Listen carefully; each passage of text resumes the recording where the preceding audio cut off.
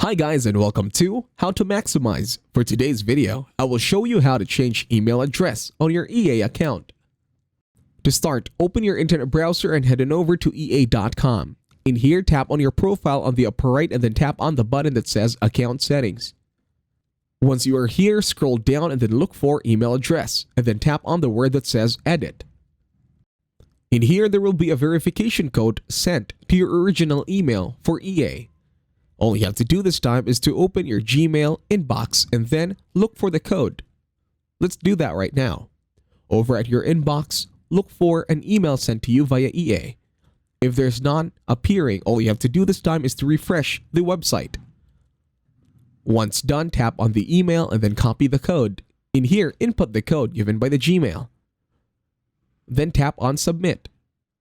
Now, input your new email address. Once you click on continue, they will send a code over to your new email, then input the code once again from your new email, and that's it. Thank you very much for watching. Please leave a like, share, and subscribe to the channel.